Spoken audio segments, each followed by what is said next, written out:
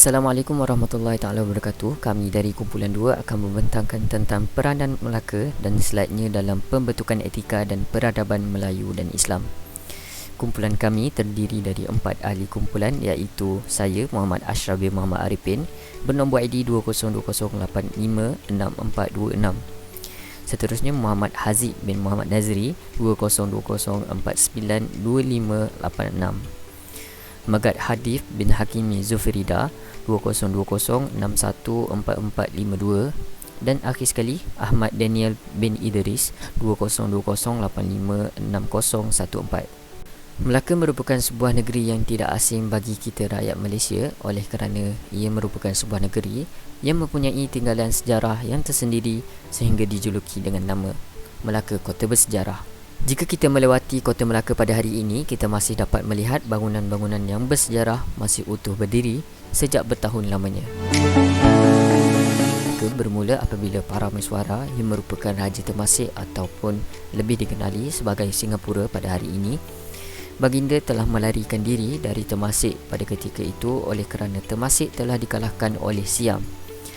Dalam perjalanan baginda mencari tempat baharu, baginda telah melihat peristiwa seekor kancil menendang anjing baginda ketika berehat di bawah sebuah pohon yang bernama Pohon Melaka.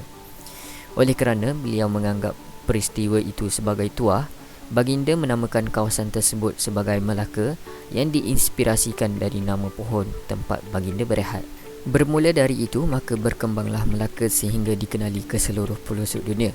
Namun pada 24 Ogos 1511, di bawah arahan Alfonso de Albuquerque yang berasal dari Portugis, telah berjaya menawan Kota Melaka dan mengakhiri zaman kegemilangan kerajaan Islam Melaka. Pada zaman penjajahan telah banyak perubahan dari segi pemerintahan, ekonomi dan sebagainya yang telah dilakukan oleh penjajah.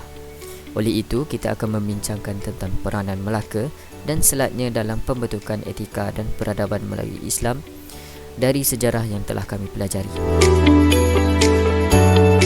Objektif kajian ini dilakukan adalah kerana yang pertama, mengenal pasti faktor yang mempengaruhi pembentukan etika dan peradaban di bawah pemerintahan Kesultanan Melayu Melaka.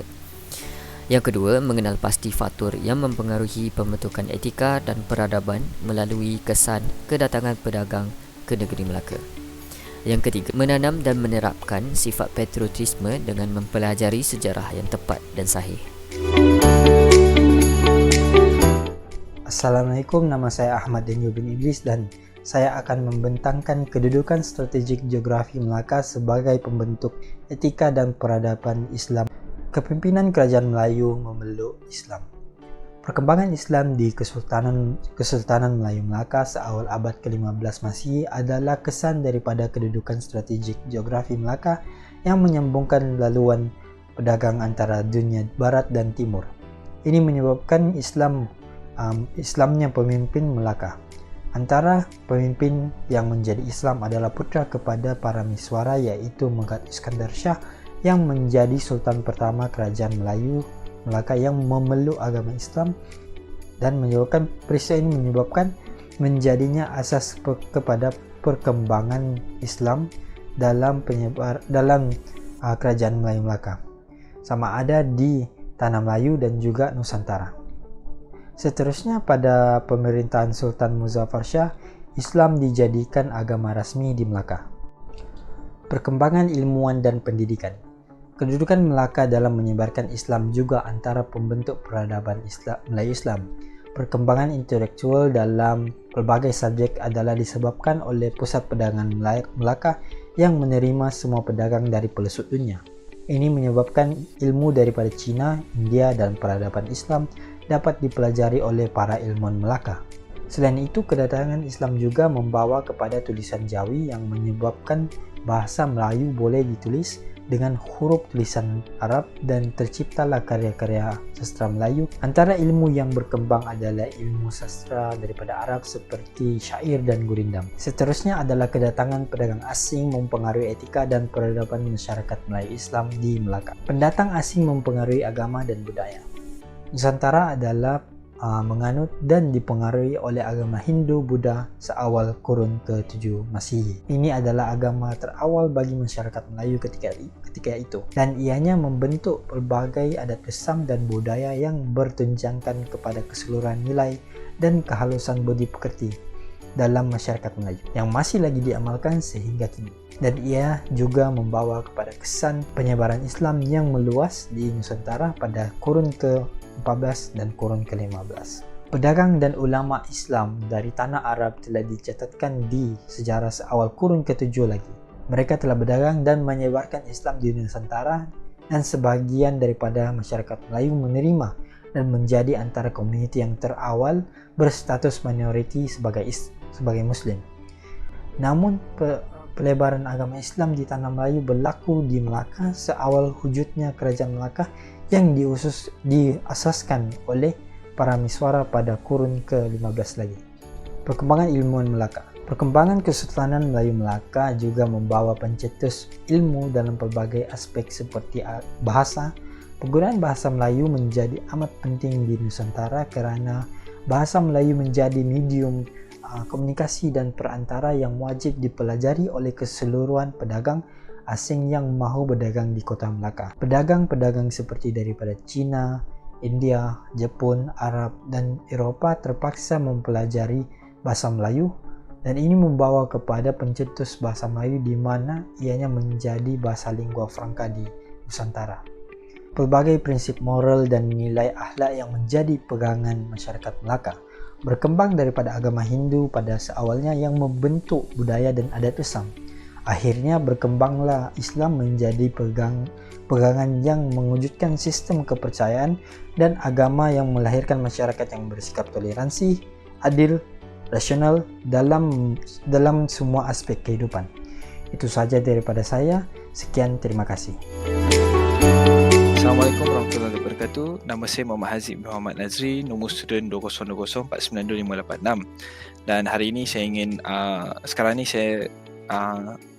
ingin meneruskan pembentangan ini dengan menceritakan tentang pengaruh kesenian yang mempengaruhi pembentukan etika dan peradaban Melayu Islam di Melaka. Jadi tajuk ini diturunkan kepada kebudayaan Melayu Islam Melaka kerana kebudayaan Melayu Islam Melaka ketika itu terbahagi kepada dua. Budaya pertama adalah budaya istana dan kedua adalah budaya rakyat. Jadi budaya istana merupakan the great tradition kerana budaya tersebut merupakan budaya beraja yang diangkat dari budaya rakyat yang membezakan darjah antara raja atau sultan dan juga rakyat biasa. Dan budaya rakyat pula mewujud dari kalangan rakyat yang diistilahkan sebagai little tradition. Jadi di sini kita dapat faham bahawa kebudayaan Melayu Islam Melaka bukannya terbahagi kepada dua, tetapi ingin menceritakan bahawa kebudayaan tersebut telah wujud untuk menunjukkan bahawa taraf kedudukan seorang raja dan juga rakyat biasa. Dan seterusnya kita akan masuk kepada pakaian Melayu Islam Melaka. So pakaian Melayu Islam Melaka merupakan salah satu pengaruh kesenian yang memberi impak yang besar. Seperti contoh yang kita dapat tengok di sini iaitu pemakaian rasmi sultan dan permaisuri, dan juga ada pemakaian rakyat biasa. Jika kita tengok di sini ada pemakaian rasmi sultan dan permaisuri yang ialah baju Melayu cekap musang, dan rakyat biasa pula memakai baju kurung teluk belanga. Dibandingkan pula dengan baju Melayu baju batik juga yang menunjukkan bahawa rakyat biasa lebih mewah kerana diperbuat daripada kain muslin atau kasar berbunga-bunga, manakala kebaya sulam diperbuat dari kain kasar robia, Swiss dan polyester. Di sini kita dapat tengok bahawa pemakaian raja-raja dan permaisuri sedikit berbeza daripada rakyat biasa kerana pemakaian rasmi raja dan sultan tidak boleh disamakan dengan rakyat biasa kerana itu menunjukkan perbezaan darjat antara rakyat dan juga institut beraja. Jadi seterusnya kita teruskan dengan 2.6 iaitu kejatuhan Melaka mempengaruhi etika dan peradaban masyarakat Melaka. Jadi sebelum kita teruskan kepada saya ingin menceritakan bahawa kejatuhan Melaka sedikit.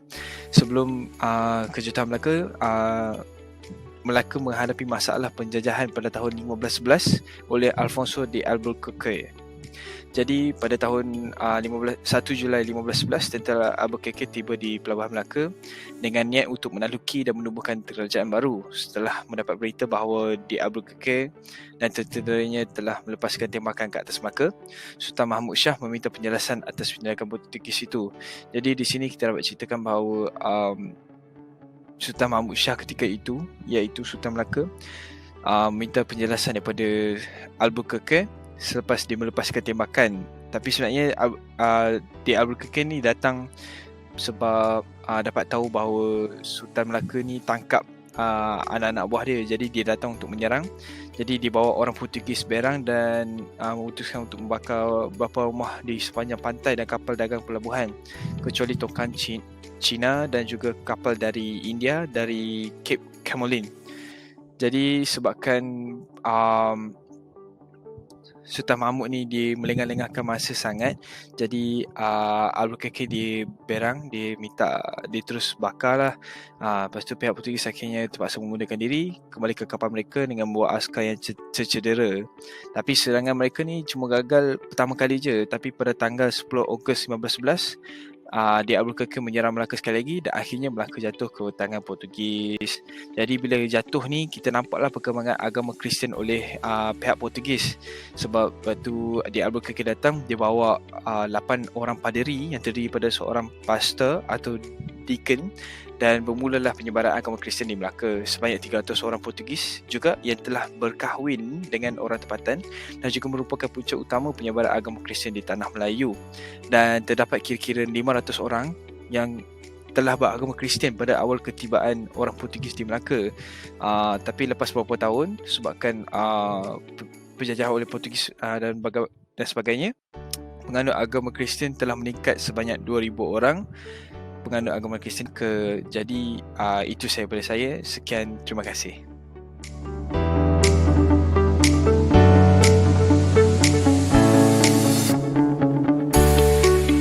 Warisan sosial budaya Kesultanan Melayu Melaka telah memberi pelbagai kesan dalam pembentukan etika dan peradaban masyarakat Melayu di Melaka. Hal ini kerana pada masa itu wujudnya warisan sosial budaya. Warisan ini dipandang dari segi pengalaman adat istiadat di negeri-negeri Melayu yang lain seperti Johor dan Perak. Sebagai contoh, hanya golongan diraja dan kerabat saja boleh menggunakan bahasa istana dan tidak dibenarkan sama sekali rakyat menggunakannya. Selain itu, warna diraja seperti warna kuning juga tidak boleh dipakai oleh rakyat biasa. Malah, mereka juga tidak boleh memakai segala jenis perhiasan seperti emas di balai penghadapan. Seterusnya adalah penggunaan bahasa Melayu sebagai bahasa perantaraan atau lingua franca. Pada sekitar abad ke-13, kegemilangan telah dihasilkan bahasa Melayu yang telah menjadi lingua franca pada zaman Kesultanan Melayu Melaka. Lingua franca bermaksud bahasa perhubungan antara orang dari luar tanah Melayu seperti para pedagang dan masyarakat tempatan, terutamanya bagi tujuan perdagangan. Disebabkan ini, majoriti pedagang dari seluruh dunia yang ingin singgah di Melaka atau menjalankan aktiviti perdagangan haruslah mampu bertutur dalam bahasa Melayu. Selain itu adalah kewujudan pelbagai bangsa. Seringkali kita mendengar bahawa negara kita negara yang wujudnya pelbagai kaum, dan perkara ini telah pun wujud sejak zaman Kesultanan Melayu Melaka lagi. Kewujudan kaum yang pelbagai adalah hasil daripada aktiviti perdagangan, perkahwinan, diplomatik dan sebagainya. Antara contoh yang terbaik bermulanya kepelbagaian kaum adalah sejak abad ke-13 lagi, di mana Kesultanan Melayu Melaka telah menjalinkan hubungan diplomatik dengan China dan hubungan tersebut cukup baik dan memberi manfaat kepada kedua-dua negara. Hubungan diplomatik sangat penting kerana ianya telah menjadi kuasa yang melindungi Kesultanan Melayu Melaka dan kaum kerabat diraja. Dari sini juga mulalah proses migrasi rakyat dari China ke tanah Melayu. Pada abad ke-19 dan ke-20, proses migrasi telah berlaku dalam skala yang jauh lebih besar, menyebabkan mereka dari luar telah berintegrasi dengan rakyat tempatan. Selain itu, peninggalan tapak bersejarah yang terkenal seperti Kota A Formosa, Bukit Cina dan lain-lain adalah hasil peninggalan daripada zaman dahulu lagi. Tapak-tapak ini sangat penting dalam memelihara warisan kita yang terdahulu dan menyumbang kepada pendapatan negara melalui tarikan pelancong dan pusat-pusat kajian terhadap sejarah Melaka.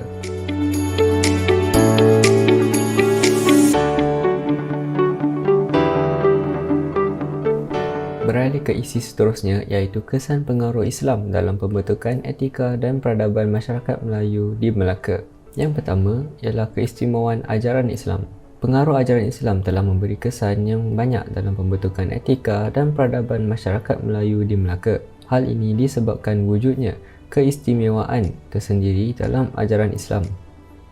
Ajaran Islam dilihat sebagai sebuah agama yang murni dan melengkapi segala bidang kehidupan, dan inilah perkara yang telah berjaya menarik ramai masyarakat untuk memeluk agama Islam. Selain itu, perkahwinan juga telah menjadi faktor utama ke arah zaman kegemilangan Kesultanan Melayu Melaka sebelum tanah Melayu ditadbir oleh Eropah, terutamanya perkahwinan campur. Hal ini kerana hubungan diplomatik antara negara telah diperluaskan melalui perkahwinan. Sebagai contoh, Sultan Mansur Shah telah berkahwin dengan puteri pemerintah negara China, dan ramai antara pedagang dari pelbagai negara berkahwin dengan masyarakat tempatan. Oleh itu, berkembanglah kelompok demi kelompok umat Islam di Melaka. Malah, dengan wujudnya perkahwinan campur, lahirlah penyatuan di antara masyarakat Cina Baba dengan masyarakat tempatan.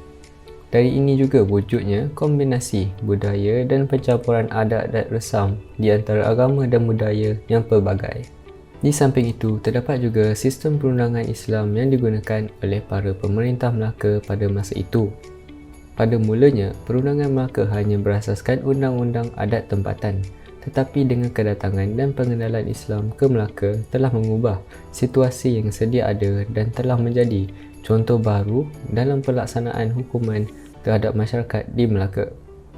Perundangan Islam yang dibentuk meliputi aspek perniagaan, jenayah serta kekeluargaan, dan tidak menghairankan sama sekali wujudnya penggunaan ayat dan istilah berasaskan hukum Allah dan dalil Allah Subhanahu Wa Taala. Walaupun asas perundangan Islam di Melaka, apabila datangnya penjajah Eropah, bermulalah longgar konsep kepelbagaian aman damai antara masyarakat. Hal ini kerana kerajaan Inggeris secara kerasnya melaksanakan undang-undang pecah dan perintah, di mana rakyat dipisahkan berdasarkan etnik di tanah Melayu. Dari pelaksanaan undang-undang ini, secara tidak langsung bermulalah kehilangan keharmonian dan perpaduan sesama pelbagai etnik yang telah dibina. Malah, kemasukan orang dari China dan India dengan kadar yang tinggi telah menghangatkan lagi kontroversi antara etnik dan rakyat.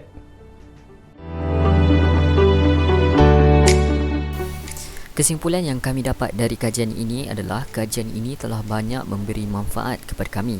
Hal ini kerana setiap perkara yang berlaku pada zaman Kesultanan Melayu Melaka terdapat pengajaran dan nilai-nilai murni yang wajib kita contohi dan mengelakkan perkara yang buruk daripada berulang lagi.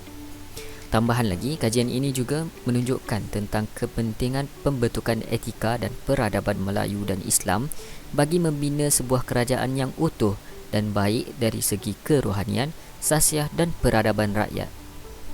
Diharapkan agar suatu hari nanti kita mampu membina sebuah negara yang mementingkan keluhuran dan kesejahteraan rakyat agar negara kita harmoni dan damai walaupun kita mempunyai pelbagai kaum, bangsa dan agama. Sekian daripada kami, terima kasih.